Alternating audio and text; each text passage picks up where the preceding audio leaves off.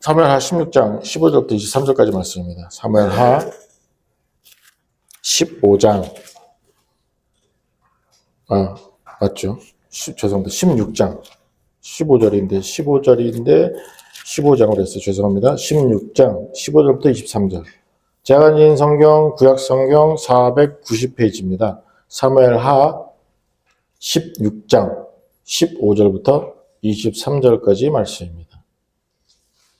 제가 20절부터 23절까지 봉독하겠습니다. 사무엘하 16장 15절부터 23절까지 말씀입니다.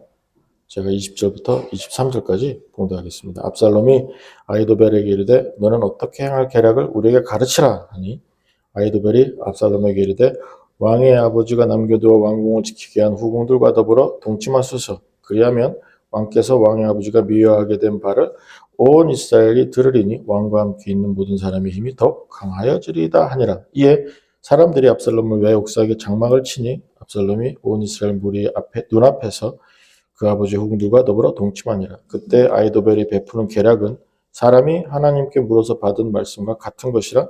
아히도벨의 모든 계략은 다윗에게나 압살롬에게나 그와 같이 여겨졌더라. 아멘. 제가 다행히도 지난주에 그 영상이 녹화가 안 돼서 참 감사했어요. 왜냐하면 가만히 생각해 보니까 제가 그 아히도벨을 소개할 때 밧세바 아버지라고 했던 것 같아요. 제 기억에 그래요. 그래서 굉장히 괴로워하다가 오늘 말씀을 드리는 거예요. 자꾸 틀려요. 아히도벨은 밧세바의 할아버지인데 제가 실수했어요. 죄송합니다. 그래서 다시 정리하겠습니다. 아히도벨하고 밧세바가 누군지는 모르시는 분은 안 계시죠? 예. 그래서 밧세바의 할아버지입니다. 그리고 오늘 또 주인공이 그 후세와 함께 아히도벨에서 이제 이 두 사람이거든요. 계속되는 그 반역 사건, 압살롬의 그 반역 사건에서 진행되는 곳에서 등장인물들이 계속 나오잖아요. 오늘은 후세와 그 다음에 아히도벨입니다. 후세는 다윗의 친구였고 다윗이 특별히 너 가서 스파이를 좀 해야겠다라고 하면서 보낸 사람이지요. 그래서 후세, 그 다음에 아히도벨은 다시 말씀드리지만 그 굉장히 중요한 사람이기 때문에 15절 보시면 아히도벨도 그와 함께 이르니라 이랬어요. 많은 백성들이 들어왔을 텐데 굳이 언급합니다. 그리고요 23절 보시면 아히도벨이 베푸는 계략이 하나님 말씀처럼 여겨졌다. 다윗에게도 압살롬에게도 하면서 또 한 번 이 사람 아히도벨이라는 사람을 한 번 더 강조를 하거든요. 그래서 오늘 이 아히도벨의 계략이라는 제목으로 한번 여러분들이 오늘 2026년도 2월 22일에 하나님께서 나에게 무엇을 바라시느냐를 한번 들어보셨으면 좋겠습니다. 자, 압살롬이 15절에 보면 예루살렘에 입성합니다. 예루살렘에 입성하는데 많은 사람들과 함께 왔대요. 근데 특별히 이제 아히도벨의 이름이 언급이 되었습니다. 그리고 나서 바로 등장하는 게 뭐냐면 다윗의 친구 아렉 사람 후세라는 다윗의 친구죠. 이 친구가 등장합니다. 다윗이 스파이를 하라고 보냈지만 압살롬은 이 후세라는 사람을 잘 알고 있으면서도 그 일에 대해서 충분히 의심할 만하지요. 그죠? 그 다음에 압살롬이라는 사람 자체가 그런 사람이잖아요. 치밀하고, 굉장히 교활하고, 그 다음에 굉장히 집착이 심한 그런 사람이에요. 그러니까 몇 년을 걸쳐서 암논 죽이기 위해서 2년 준비하고 또 이 반역을 위해서 4년, 5년 준비하고 하는 그러한 일을 하는 굉장히 치밀하면서도 집요한 그런 사람입니다. 그런데 후세라는 사람이 왔으니 뜬금없이 나타났습니다. 그러니까 당연히 의심할 만하지요. 후세를 한번 보시면 후세가 뭐라 그러냐면 성은이 만극합니다. 만세 만세 만만세 이제 이렇게 합니다. 아니면 천천세 이렇게 하면서 왕이여 하면서 이렇게 또 절을 했겠죠. 이제 그렇게 하니까 압살롬이 질문합니다. 너 우리 아버지 다윗 친구 아니야? 왜 친구하고 같이 안 갔어? 이제 이 두 가지 의미죠. 약간 그 교묘하게 꼬은 그런 질문이기도 하고, 너 뭐야? 이렇게 될 수도 있는 것이고, 아니면 실제로 이제 궁금해서 왜 같이 안 갔지? 왜 나한테 붙어? 너 우리 아버지 친구인데? 이제 이렇게 궁금증에서 이제 질문할 수도 있지요. 그러니까 18절에서 훗새가 아니요, 그게 아니고 내가 야베와 그 모든 백성 모든 이스라엘의 택한 자에게 속하여 그와 함께 있을 것입니다. 이렇게 먼저 말합니다. 그런데 우리는 알죠. 압살롬이 하나님이 택하신 사람입니까?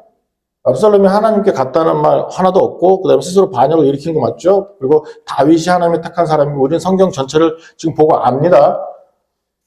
그런데 이제 후세가 당신은 하나님의 택한 사람인데 이렇게는 안 했어요. 다만 내가 야베와 이 백성 모든 이스라엘의 택한 자에게 속하여 그와 함께 있을 것입니다. 교묘하지 않아요? 왜 그러냐면 압살롬이라 뭐 당신이 뭐 이런 말 없어요. 직접적으로 듣는 사람 입장에서 나한테 얘기하는 거라고 얘기하겠죠. 그리고 그렇게 듣겠죠. 또는 뭐 그렇게 바라보면서 하니까 오케이 이렇게 뭐 무의식적으로 그렇게 느낄 수도 있겠지만 이 말만 보면 후세는 압살롬의 얘기는 아니에요. 왜냐하면 하나님에 속하지 않았고요. 백성들도 택하지 않았죠.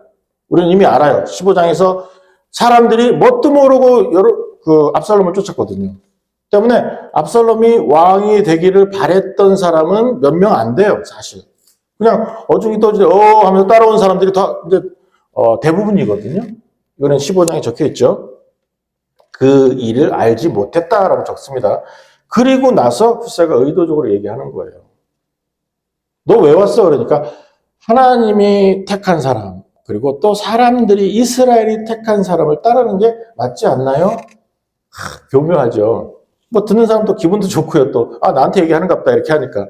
하지만 그런 뜻은 없어서 의도적으로 지금 다 제거하고 당신이 왕이 이런 표현조차도 없어요.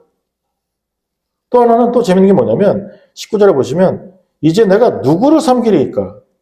그의 아들이 아니니까 내가 전에 왕의 아버지를 섬김같이 왕을 섬기리다 하니라. 그냥 들으면 충성맹세 같죠. 근데 또 다시 읽어보세요. 충성맹세가 아니라 그냥 그럴걸요 하는 것인데 우리 아버지, 그러니까 당신 아버지 섬겼듯이 내가 당신 섬길게요. 실질적 충성맹세라면 최소한의 부사들이 또 들어갔을 거예요. 진심으로 100% 완벽하게 참으로 하나도 없어요. 그냥 전에 왕의 아버지를 섬길 것 같이 내가 왕 섬길게요. 그냥 통보식으로 간 거예요. 물론 뭐 그 앞에서 속이기 위해서 그렇게 해도 했고 하지만 후세가 이 말로 압살롬을 설득은 하고는 있지만 실질적으로 우리가 보면 알죠. 이 사람이 그래도 정말 배신 같은 배신은 아니구나. 잘하고 있구나. 스파이 노릇을 잘하고 있구나. 라고 하는 것을 볼 수 있게끔 말을 하고 있다는 거예요. 압살롬에게 지금 이야기하는 이 후세를 먼저 좀 보셨으면 좋겠습니다.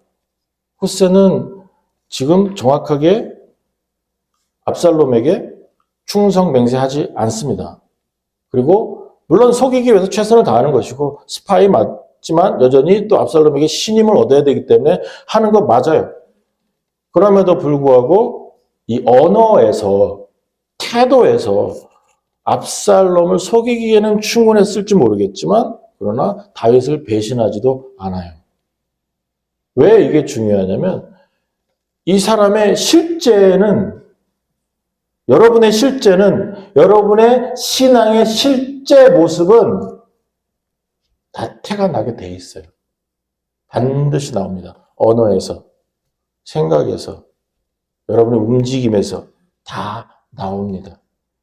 말로는 잘해요. 믿습니다. 충성하겠습니다.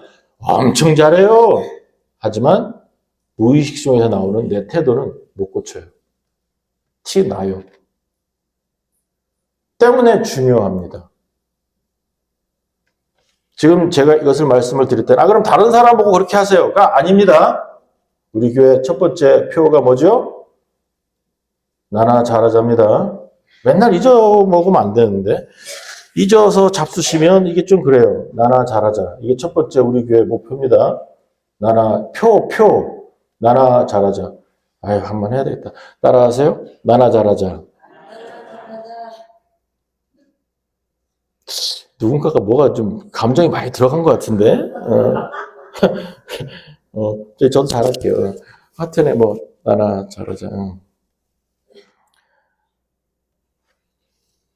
여러분에게 그러한 모습이 나오기 때문에 여러분이 스스로 그 일을 판단해 보라고. 자기 셀프 체킹이에요. 여러분 스스로 자신을 체크하는 거예요. 그것을 말씀을 드리는 겁니다. 때문에 이 후세의 이 모습 속에서는 여러분들이 반드시 그 신앙의 실제 모습을 배우셔야만 돼요.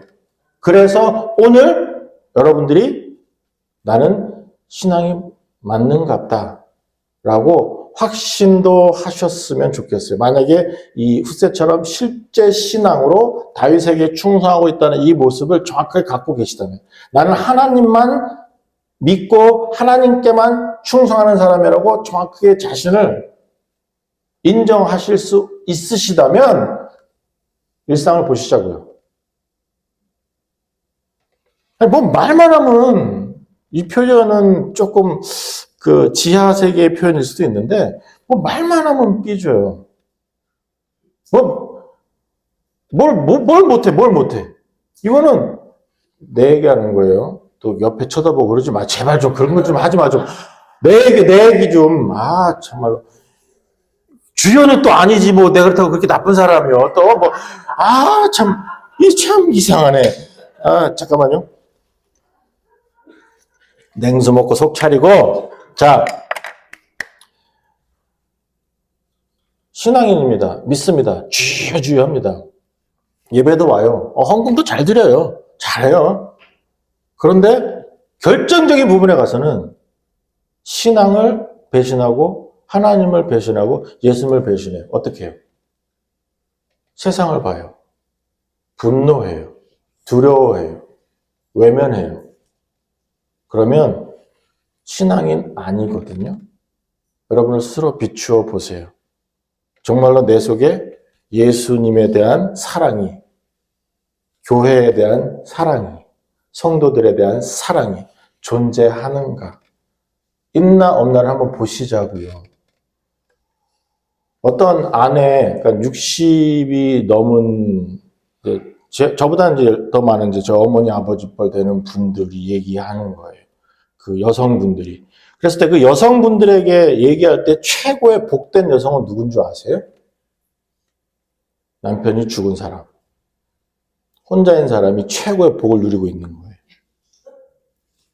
그래서 그 다음, 아니, 주요가 아니고 실제적으로 이렇게 느껴요. 그 다음에 좀 그런 사람은 남편이 자기한테 꼭 잡혀서 하는 사람. 제일 괴로운 인생길 가는 사람이 맨날 아침에 밥 차려야 되는 사람. 아, 인생 괴로워 죽겠는 거예요. 제 얘기가 아니에요. 또 내가 저희 어머니 뻘이랬는데 또 어머니한테 갈랐다. 그런 거 아니요. 그게 아니고 이제 그 연세 드신 분들이 대화하는 것을, 이거 우스갯소리도 아니에요. 실제입니다. 아, 너 정말 영순아, 너 정말 복 받았네. 남편도 없어. 얼마나 좋아. 행복하지. 아, 난 좋지. 끝내주지.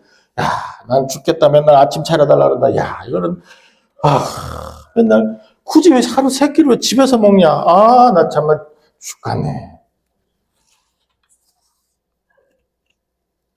그러면 그런 어떤 대화나 그런 태도에서 사랑이 존재할까요? 사랑. 저는 티난다고 했을 때 그 티를 보는 거예요. 알려드리는 거예요.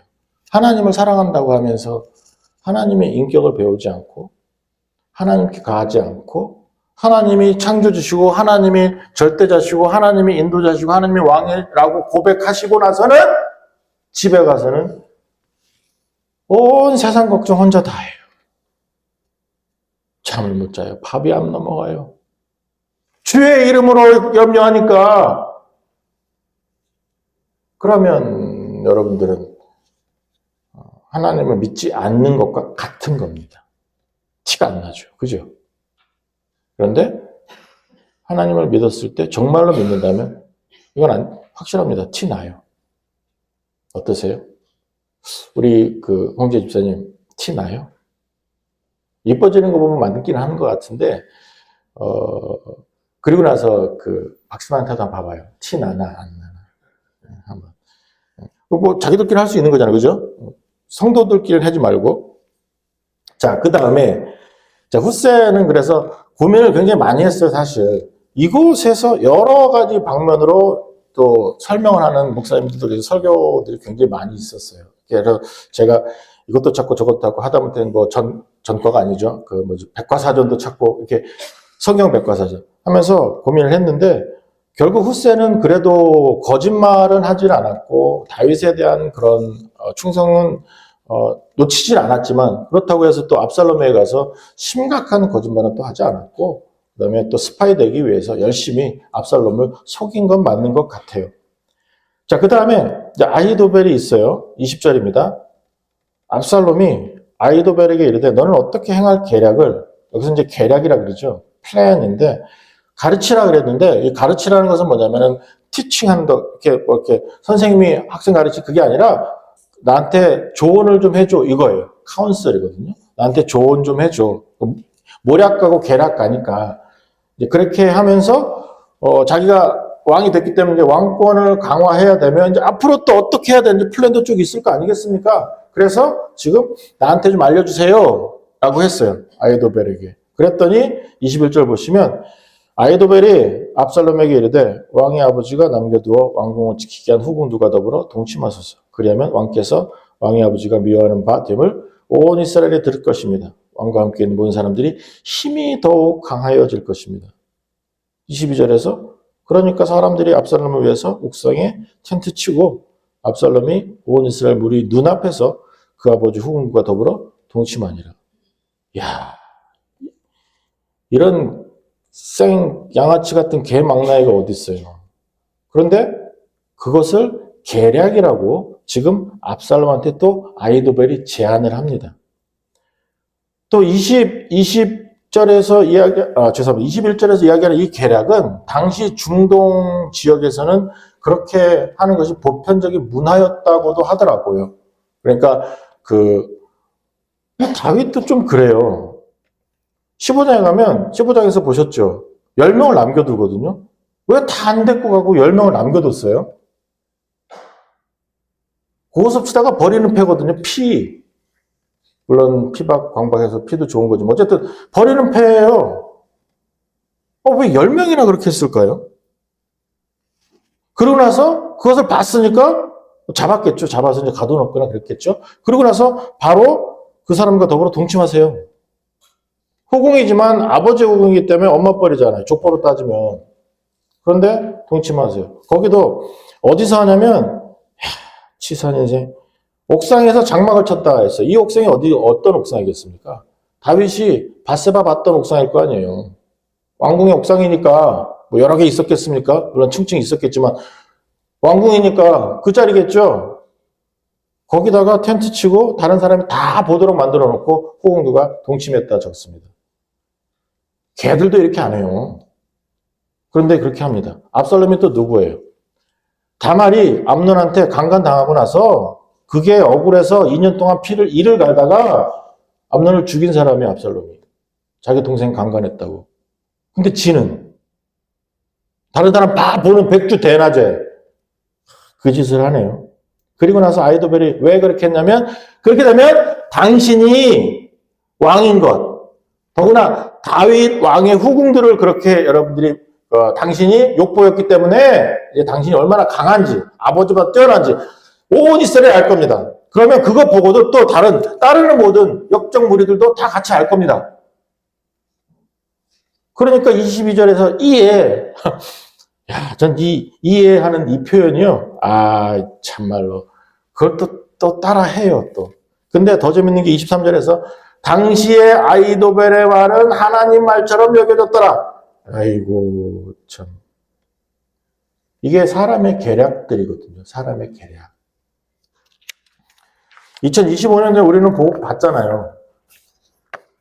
뭐 대통령이 하도 열받아갖고 구테타가 아니라 계엄을 선포했던 것을 내란이라고 했어요. 저랑 생각이 다르신 분들은 괜찮아요. 그냥 제가 봤을 때 저의 정보와 제가 생각하는 관점에서 말씀을 드리니까 오해하지는 마세요.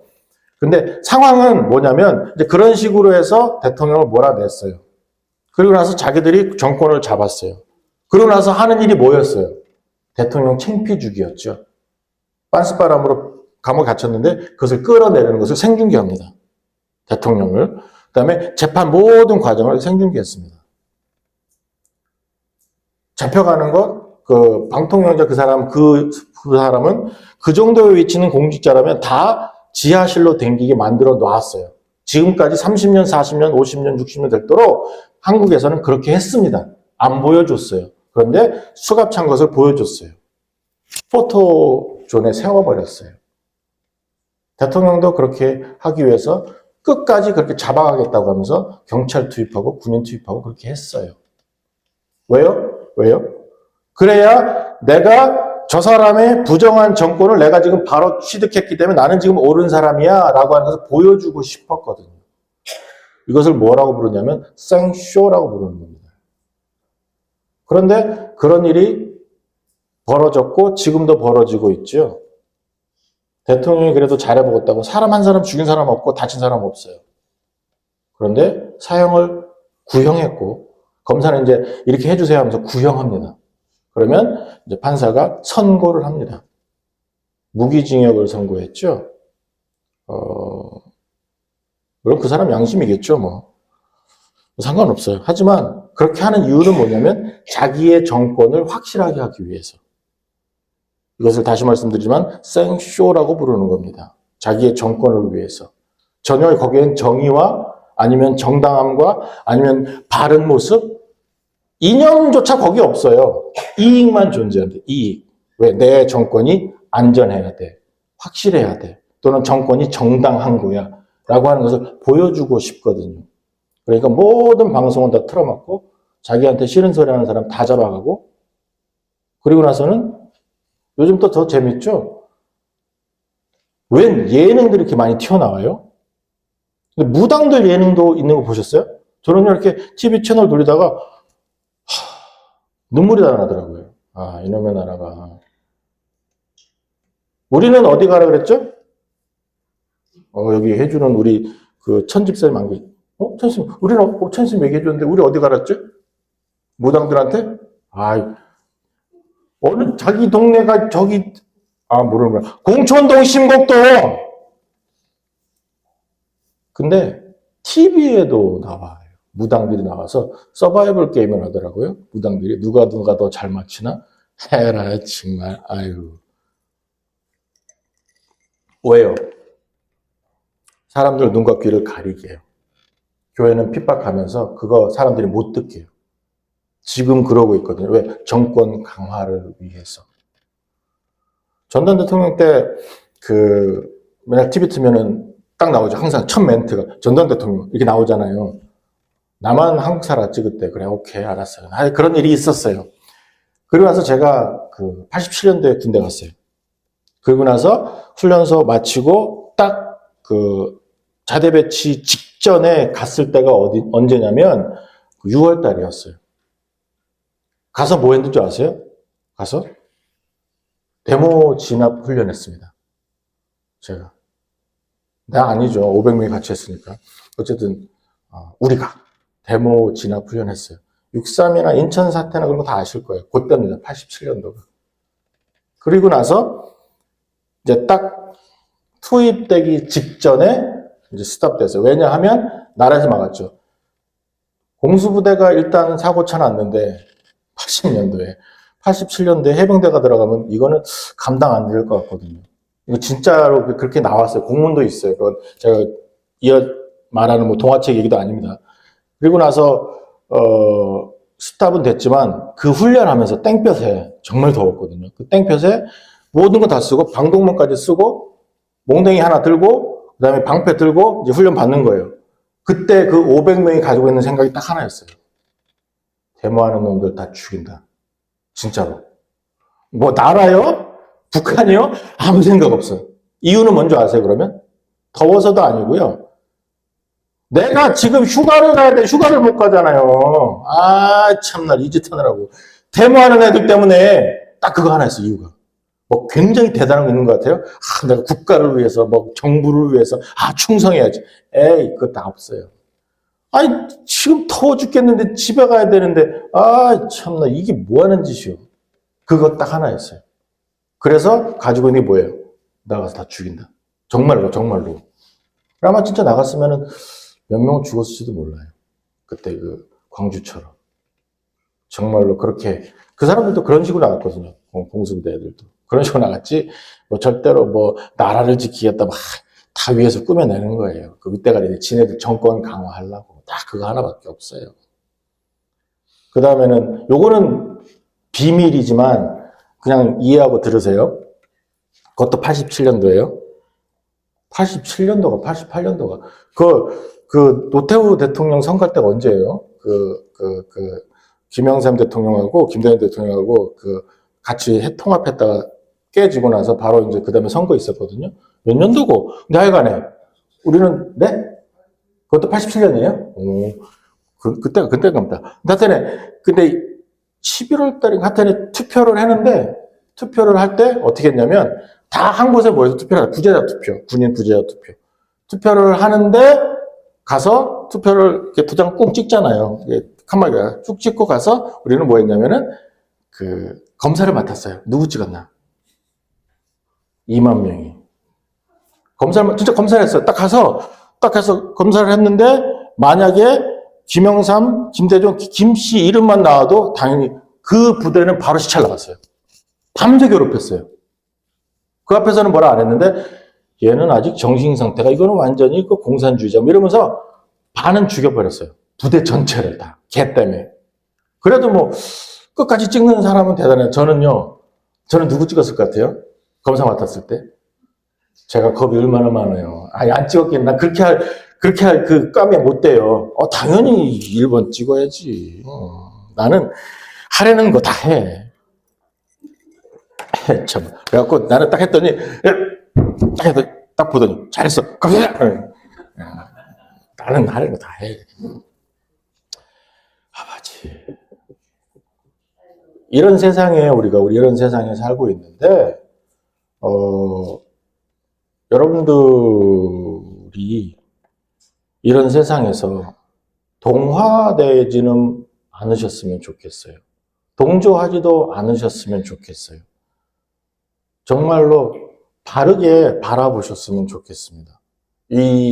오늘 이 세상을 말입니다. 교회가 어떻게 합시오? 저는 그런 말씀을 드리지 않겠습니다. 여러분의 사고, 또 여러분의 판단 다 100% 옳다고 저는 믿습니다. 그럼에도 불구하고 정말로 옳으냐? 이거는 또 한 번 좀 검증해 볼 수는 있지 않겠느냐라고 하는 그런 질문을 해요. 지금 이 압살롬이 하는 짓을 보세요. 그것을 또 제안한 아히도벨을 보세요. 분명히 성경에서는 계략으로 얘기하고 있거든요. 왜요? 압살롬의 정권 강화를 위해서.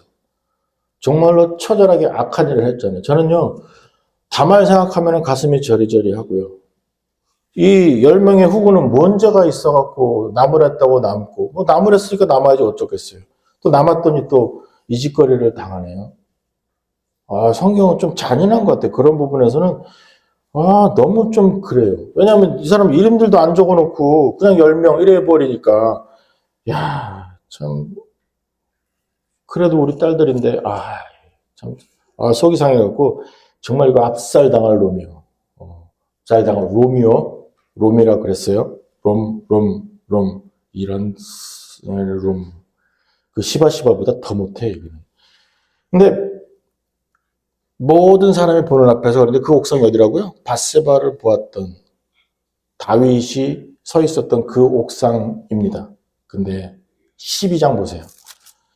그 12장에서 그 나단, 저만 볼게요. 안 보셔도 돼요. 제가 이제 설명할게요. 그 나단 선지자가 다윗에게 예언을 한 게 있습니다. 이제 징계하고 질책하면서 예언한 게 있어요. 11절인데, 12장인데 11절입니다. 이와 같이 이렇게 보라. 내가 너와 너의 집에 재앙을 일으키고 내가 내 눈앞에서 너의 아내를 빼앗아 그죠? 내가 다윗에게 얘기하는 거예요. 너의 눈앞에서 너의 아내를 빼앗아 너의 이웃들에게 주리니 그 사람이 내 아들과 더불어 백주에 동침할 것이다. 정말로요. 이 정수리 머리부터 발끝까지 소름이 쫙 끼쳐요. 왜? 그대로 이루어졌으니까. 다윗은 물론 나가서 보지는 못했겠죠. 그러나 들었을 때 얼마나 참담했겠습니까? 창피하잖아요. 처절하잖아요. 또 저 같은 마음 안 가졌을까요? 아, 너무 불쌍하다. 미안하다. 그런 마음 안 가졌을까요? 가졌을 것 같아요. 또 한두 명도 10명이나 그렇게 했으니.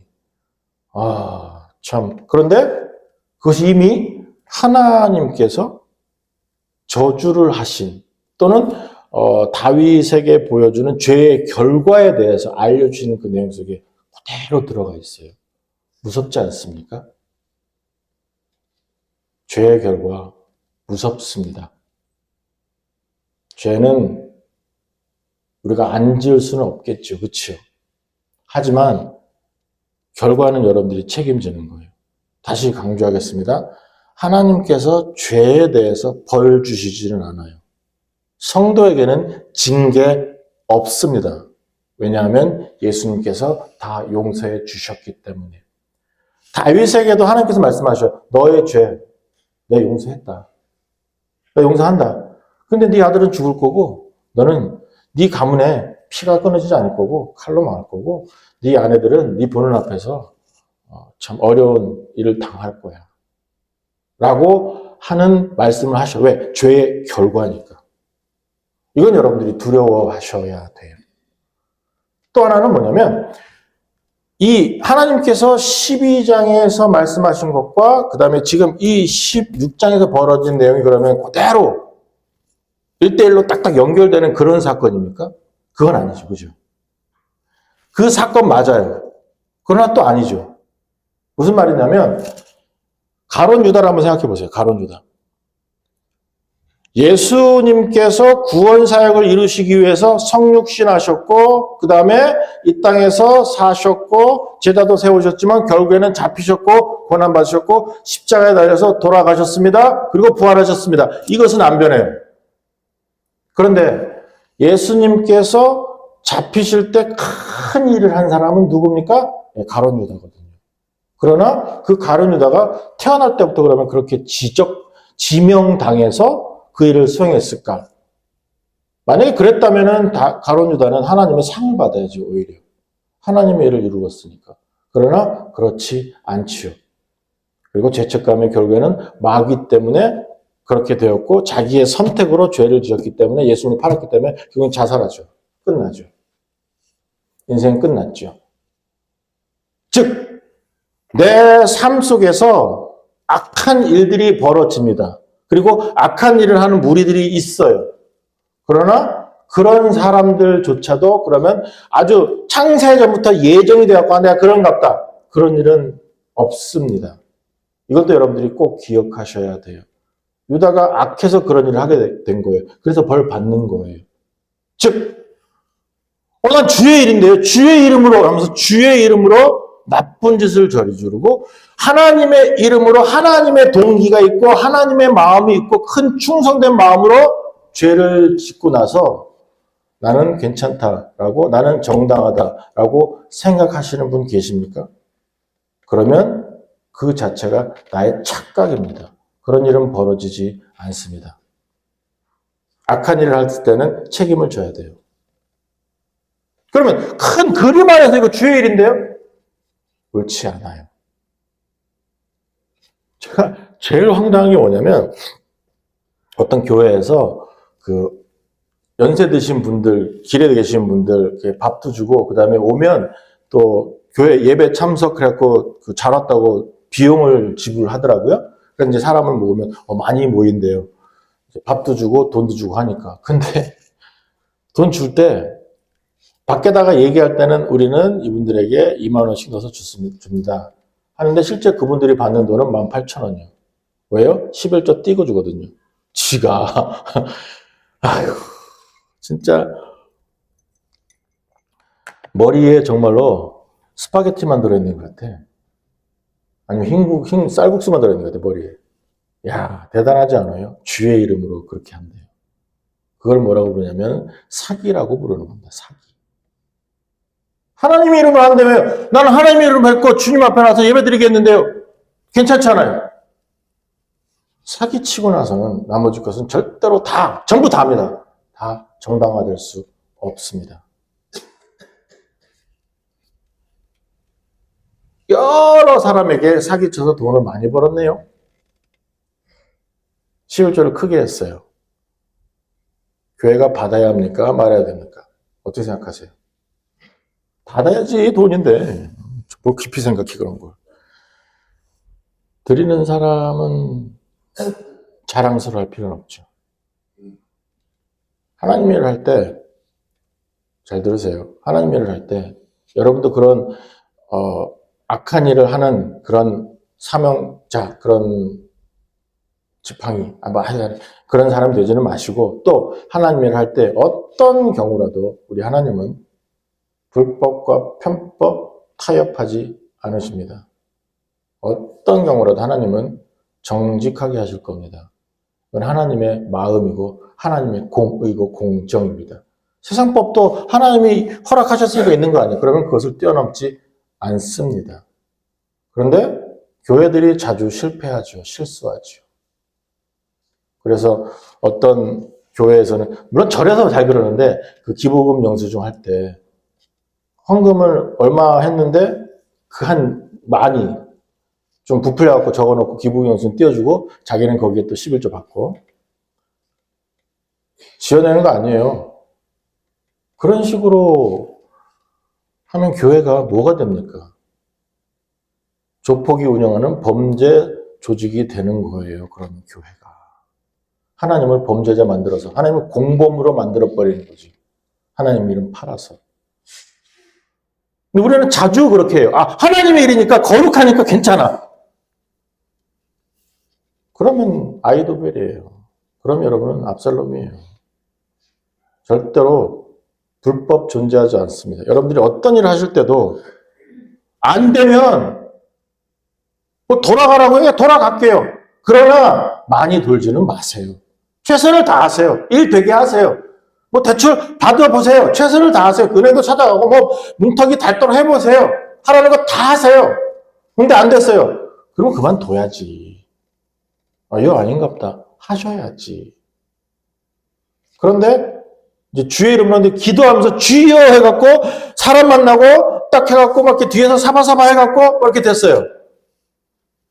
그리고 이제 기도합니다. 주의 은혜를 이렇게 했습니다. 우리가 한 것은 주님이 하신 것입니다. 여기까지가 하나님 다 인도하셨습니다. 이거는 뭐라고 하는 거냐면, 이건 사기가 아니야. 이런 기도나 이런 간증은 뭐라고 부르냐면, 개소리라고 그러는 겁니다. 아니에요. 하나님은 범죄하지 않으십니다. 절대로 타협하지 않으십니다. 하나님 절대로 불법하지 않으십니다. 여러분도 정상적으로 잘 판단하세요. 무슨 일이 안 돼요. 정말 절박해요. 돈이든 직장이든 어떤 일이든 뭐가 돼야 돼요. 아니면 내가 어떤 회사에 지원했어요. 학교에 들어가야 돼요. 자, 최선을 다하세요. 목숨 거세요. 게으르지 마세요. 정말로 충성스럽게 하세요. 그런 다음에 우리 교회 세 번째 표가 뭐라고요? 뭘 물어보는 게 내가 바보 같아요. 다 잊어먹을 건데. 뭐 있어요. 세 번째 표가 뭐냐면 진인사 대천명이에요. 주 앞에 최선을 다하고 나는 하늘을 기다리는 거예요. 하나님의 사역을. 아무것도 하지 마세요. 그냥 가만히 입 벌리고 있으면 돼요. 기도만 하세요. 이거는 또 게으름이에요. 아니에요. 정말로 성실하게 모든 걸 다 하세요. 여러분이 가지고 있는 지식을 다 써서 다 하세요. 힘 쓰세요. 목숨 거세요. 성실하게 열심을 내세요. 그리고 나서 결과는 하나님 손에 맡기세요. 근데 우리는 그렇게 하고 나서는 또 돼야 되거든요. 왜? 절박하니까. 이 직장 가고 싶거든요. 안 가면 안 되거든요. 지금 돈 벌어야 되거든요. 지금 대출 나와야 되거든요. 정말 우리가 이 학교 가야 되거든요. 잘 되기 위해서는, 미래가 잘 되기 위해서. 참 주여 한다고요. 하세요. 괜찮아요. 결과 나올 때까지 하세요. 그러나 거기까지만 하세요. 그 이상의 것들 하지 마시라고요. 그 이상의 것들. 그 이상의 것이면은 불법도 될 수가 있고, 또 하나는 어떤 일이 있냐면 안 됐을 때 좌절합니다. 왜? 하나님을 기다린 게 아니거든요. 하나님께 강요를 한 거거든요, 지금 나는. 그러니까 강요했는데 안 들으셨잖아요. 좋으신 하나님이라며요. 나 사랑하신다며요. 에이! 내가 안 한다네. 기도 하나 봐라, 내가. 그런 사람이 지금도 열의 아홉이에요. 왜? 하나님께 강요했는데 안 들어주셨거든요. 기도하면 된다. 좋지요, 은혜죠. 내 귀에 정말 아름다운 소리죠. 그런데 되는 게 하나님의 뜻이 되는 거지 내 뜻이 되는 게 아닌데 우리는 그렇게 들죠. 기도하면 내 뜻이 이루어진다. 이렇게 가는 거예요. 이것은 성경 외의 말씀이에요. 하나님의 말씀은 하나님의 뜻이 이루어지기를 내 소원합니다 하는 게 기도예요. 그런데 그거 말고 기도 열심히 하면 네 소원이 이루어질 거야 라고 그렇게 들어요. 그렇게 이해해요. 그리고 목숨 걸어요. 그러니 어떻게 됩니까? 결과 하나님께 강요하죠. 보좌를 흔들어서 떨어지게 해, 잡아뜨려야죠. 하나님도 막 멱살 잡고 흔들어야죠. 주세요, 주세요, 주세요. 안 됐어요. 어떻게 해요? 착한 사람은 내가 기도가 짧았는가 보다. 돈을 좀 덜 들였는가 보다. 더 해야지. 조금 이제 마음이 좀 삐딱선 사람은 다시 하나 봐라. 기도 절대 안 한다. 내가. 안 믿는다 내가. 안 믿어 내가. 저 신곡동 공청동 내가 간다 내가. 상대를 안 한다 내가. 상대를 하나 봐라. 그런데 또 거기서 또 하나 더 나가는 사람도 있어요. 괜히 잘 댕기는 사람까지 니 가지 마 교회. 이러고 또 나와요. 에라이 참 별. 그런 사람들은 어떤 사람이냐면 정확하게 말씀드리겠습니다. 웃기는 짜장면이에요. 그런 사람들. 오늘 새로운 단어 많이 배우시죠? 이제 제가 딱딱해 규정을 띄워드리니까 짜장면 보면 아하 이렇게 하시면 돼요. 대답도 하셨네. 감사합니다. 이 아히도벨의 이 사건을 통해서 우리는 12장에서 하나님의 말씀을 보시고 여러분들이 그 하나님의 사역을 보시자고요. 그러나 하나님의 사역을 또 여러분식으로 해석하지 말자고 지금 제가 알려드리는 것입니다. 그러니까 꼭 기억해 주시고요. 우리 하나님 참 저는 이 사무엘 하면서도 너무 재미있고요. 그 다음에 저는 그 일주일 내내 이 사무엘 하의 그 다윗이나 압살롬이 이 사람들이 살았던 곳에 가요. 쭉 가서 한번 제가 살아보거든요. 이러면 어떨까? 에후는 어떻게 생겼을까? 뭐 그런 것도 있고요. 하면서 보는데 참 우리 하나님 하시는 게 참 너무너무 어마어마한 것 같아요. 이제 계략만 말씀드려요. 계략. 아히도벨의 계략.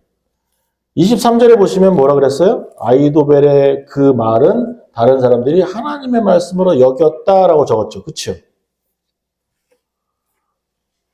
사람들이 실수하는 게 이 부분이에요. 아히도벨은 아히도벨이에요. 그리고 그 아히도벨은 계략이에요. 그런데 그것을 하나님의 말씀을 하나님의 뜻으로 착각했어요. 그래서 압살롬은 그래서 더 들었을지도 모르겠습니다. 이 사람이 악해서도 그렇지만 어쨌든 그럼 나는 하나님이 괜찮은 사람인데 후세도 얘기했잖아. 하나님이 택한 사람 이렇게 해놓으니까 나는 그런가 보다. 이렇게 뭐 착각할 수도 있었겠지요. 뭐 어쨌든 우리가 그런 실수를 저지를 때가 있어요. 목사님 이거 어떻게 해야 돼요? 목사님 제가요 물론 거의 대부분은 저한테까지 왔을 때는 다 결정하고 오더라고요.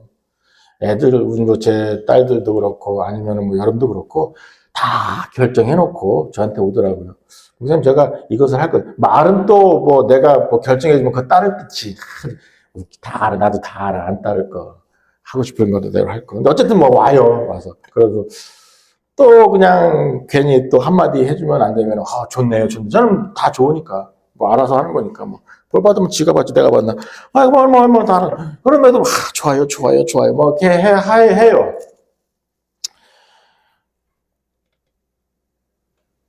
그럴 때 이제 또 자신은 자신만만하죠. 왜냐하면 하나님이 지금 하라고 해서 아무 일도 안 생기고 잘 일이 쭉쭉쭉 진행나가고 있고 또 목사한테 가는데 목사도 좋다 그러니까 아이고 이거 주의 뜻이 할렐루야 이거는 뭐 고속도로요 이제 그냥. 그러고 나서 일합니다. 그런데 실제로 보면 아버지께 안 물어봤고 아버지의 음성을 잘 안 들었어요. 목사한테 온 게 전부 다였어요. 100% 망합니다. 죄송하지만. 하나님이 하셔야 성공하는 거예요. 내가 하면 계략입니다. 망할 수밖에 없어요. 오늘 다시 강조하겠습니다. 여러분이 선택의 자리에서, 판단의 자리에서, 결정의 자리에서 하나님께 질문하지 않으셨다면, 그리고 나서 무언가를 하셨다면 지금 중단하세요. 그리고 무릎 꿇으세요. 아버지께 질문하세요. 안 그러면 좀 해가갖고 가서 잘못한데? 그럼 어떻게 해요? 그냥 그 앞에서 이렇게 유턴하면 되는데 지금 그냥 거기 경부고속도로 탔으니 어떻게 해요? 부산까지 가야지 뭐 어떻게 해요? 가야지 뭐 서너 세네 시간. 그리고 다시 돌아오려면 또 얼마나 힘들어요. 그럼 이제 우리는 이렇게 부르는 거죠. 괴로운 인생길 가는 몸이, 지가 잘못해놓고 괴로운 인생길 가는 몸이. 그냥 그러면은 뭐 아마 그 돌아오는 시간까지 합치면 돌아가려고야 하늘나라 될 거야. 아마 그 시간에 얼추 맞을 것 같아요. 예. 아버지께 질문하지 않았을 때. 내 인생의 모습입니다. 여러분 어떤 찬양을 부르시겠습니까? 아주 대부분이 그렇게 부르셔요. 하나님께 안 해놓고 지금 완전 고속도로 잘못 탔어요. 그러면 어떻게 해요? 아유, 안절부절 할 수밖에 없잖아요. 아, 틀렸네. 이거 후회하네. 아이고, 큰일 났네. 아이고, 왜 나만 이러나. 또 이제 하나님 왜 나를 벌하십니까? 이제 막 별 생각 다 합니다. 제가 잘못해놓고. 그리고 나서는 마지막에 가는 거죠. 주여 손 들고 옵니다. 전부의 의지 없어서. 그 전에 잘하지. 근데 그러고 와요. 그거는 내가 나를 망하게 했음에도 불구하고 하나님께 책임을 전가하는 거예요. 아버지는 끊임없이 나한테 그러지 마, 하지 마. 끊임없이 말씀해 주셨거든요. 후세가, 아이도벨이, 다윗이 끊임없이 하다못해 시므이 같은 그런 이상한 애들도 와서 끊임없이 얘기했는데 나는 주여, 내 뜻이 맞습니다. 주여, 이루어 주시옵소서. 나만 옳습니다. 나는 괜찮습니다. 나는 재밌습니다. 아버지 아시죠? 알긴 뭘 알아. 근데 또 그래요. 하나님 아버지 앞에서 여러분들 계략, 하나님의 뜻이 아니고 계략으로 불리는 것은 하나님의 뜻이 아니면 전부 다 계략입니다. 그 계략들은 특징이 있어요. 뭐냐면 1번 나를 위해요. 나의 이익을 위합니다. 2번 언제나 다른 사람이 연루가 되고 그 사람을 깔아뭉개거나 이용하거나 둘 중에 하나예요. 언제나 그렇습니다. 계략은. 항상 연루가 되어 있고 그 연루된 사람은 이용당하거나 깔아뭉개는 걸 짓밟고 올라가거나 아니면 그 사람을 아주 교묘하게 이용해서 자기가 더 높아지는 거예요. 밟고 올라가는 거죠. 계략이 그런 거예요. 어디 하고 싶어요. 아닌 말로 지금 선거예요. 그럼 어떻게 해요? 계략은 뭐예요? 정상적으로 자기의 인격과 인품으로 선거운동을 정상적으로 하는 게 아니라 계략을 세우면 어떻게 됩니까? 소문을 만들겠죠? 헛짓을 하겠죠? 다르면은 좀 더 나은 사람한테 돈도 갖다 주겠죠? 돈 받아서 또 이권도 챙겨주면서 그 사람의 표를 또 얻으려고 하겠죠? 계략입니다.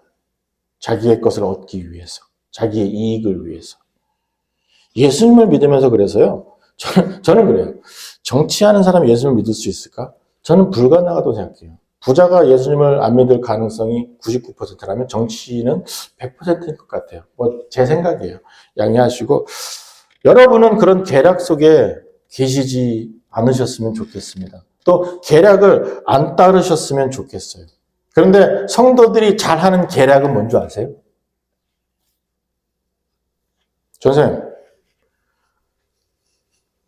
전사님의 사역이 좀 더 되려면 헌금 좀 해. 한 1, 2천 괜찮을까? 대출을 받아서, 없어요. 대출 받아서 좀 헌금 좀 하셔. 송경문 권사님, 몸이 되게 아프잖아요. 굿이라도 한번 할까? 목사 불러서 기도 좀 하자, 그래. 내가 그랬고, 막 안수하고 그러면 또 그렇게 안수했으니까 팔도 움직였잖아요. 팔도 아픈데 그러면 돈도 좀 주고. 홍 집사님, 새벽에 기도 좀 해. 40일 밥 안 먹고 기도하는 건 아니지만 또 40일 새벽에 기도 좀 해봐봐. 그럼 다 돼, 다 돼. 하고 싶은 거 다 돼. 애도 돼. 다 돼. 이걸 뭐라고 부릅니까? 계략이라고 부르는 거예요. 내가 하나님을 조종하고 싶거든요. 나의 미래를 조종하고 싶거든요. 나의 열심으로, 나의 최선으로. 우리를 또 사람들은 그러면 이것을 뭐라고 불러요? 간증이라고 불러요. 웃기고 있네. 거룩이라고 불러요. 진짜 그것을 확실하게 말씀드려요. 그런 얘기들은 뭐라고 하냐면 이것도 이제 또 하나의 카테고리로 잘 들어 잊어먹지 마세요. 강아지 풀 뜯는 소리요. 아버지를 내가 조종할 수 없습니다. 미래는 하나님 손에 있고 정확하게 오늘도 하나님 나와 함께 하시면서 하나님의 사역만 이루어집니다. 그리고 하나님의 사역만 옳은 것입니다. 이것이 진리입니다. 그런데 만약에 내가 나의 계략으로 다른 걸 했습니까? 100%입니다. 망합니다. 지옥까지 가는 건 잘 모르겠습니다. 왜 고칠 수도 있으니까. 그러나 망하는 것은 확실합니다. 하나님의 뜻이 아니기 때문에. 계략 세우지 마세요. 내가 나의 열심으로 나의 공덕을 쌓아서 하나님 움직여보겠다. 그런 생각 절대로 하지 마세요. 다시 말씀드리면 그런 생각, 그런 신학이면 네.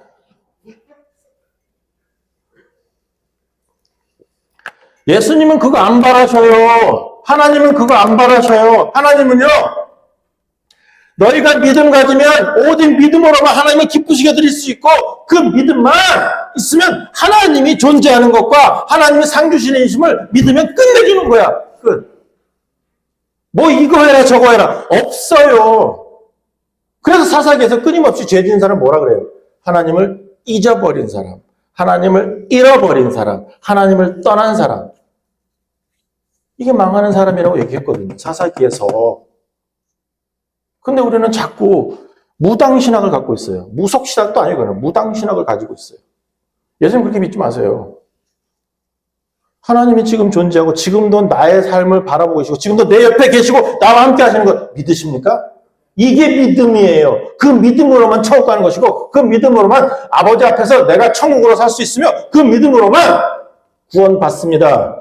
딴 거 없습니다. 다른 건 뭐 해봐야 되겠다고요? 다 계략입니다. 그리고 그것은 강아지 풀 뜯는 소리들입니다. 강아지가 풀 뜯으면 뭔 소리 나요? 풀을 뜯는 개가 있긴 하더라고요. 뭐 하여간에 웃기는 소리 나겠죠. 팍팍 뜯으면서. 소가 풀 씹는 소리는 안 하잖아요. 왜? 당연히 걔는 풀 씹어야 되니까. 강아지가 풀을 뜯으면 괴상할 것 같아요. 그런 뜻이에요. 개소리보다 더 이상한 소리가 날 거예요. 멍멍한 소리보다. 성도님 여러분, 정말 믿음으로 사셨으면 좋겠습니다. 기도도요, 제가 언제나 말씀을 드리잖아요. 히브리서 하면서도 기도에 대해서 말씀을 드리잖아요. 기도로 여러분이 바라는 것을 얻어내는 게 아니에요. 수단이 아니에요. 기도는 실제예요. 기도는 동사예요. 다시 말씀드립니다. 기도는 수단이 아니에요. 기도는 동사예요. 하나님과 지금 함께 있음을 믿는 행위예요. 이게 기도예요. 자꾸 말씀을 드릴 수 있잖아요. 하나님이 나를 보고 계시는구나. 하나님께서 나를 보고 계시는구나 라고 하는 것을 정확히 아는 사람이 아주 마음 편하게 룰루랄라 하면서 무지개 보면서 죄질 수 있습니까? 하나님이 지금 나와 함께 하십니다 하는데 하나님 말고 예배 말고 기도 말고 찬송 말고 다른 거 선택할 수 있습니까? 불가능합니다. 그리고 나서 더 좋은 게 있어요 또. 믿음이 있으면 기적도 체험할 수 있잖아요. 그래서 저는 그 베드로의 비유를 자주 해드리잖아요. 찬양도 있는데 그 가사 있는 찬양을 여러분들이 좋아하시냐 안 좋아하시는지 모르겠는데 그 가사가 좋거든요. 만약에 가사예요. 만약에 내 앞에 물이 있는데 바다가 있는데 하나님께서 가르지 않으시면 내가 그 위로 걷게 하실 것이다.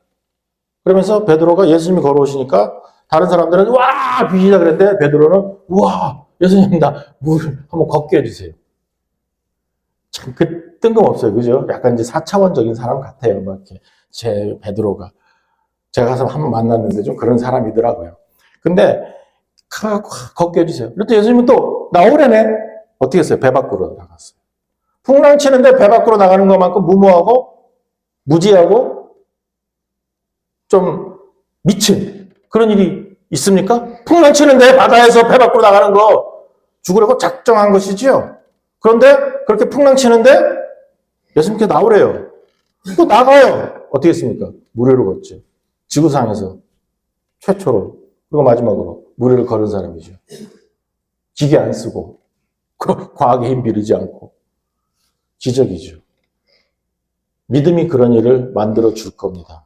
때문에 제가 앞에서 말씀을 드리지만 무엇이든지 하고 싶은 것 하시고 뭐 달라고 그러는 거 달라고 하시고 최선을 다해서 주 앞에서 하나님 하면서 하나님께 매어 달리세요. 그 다음에 열심을 내시고 최선을 다하세요.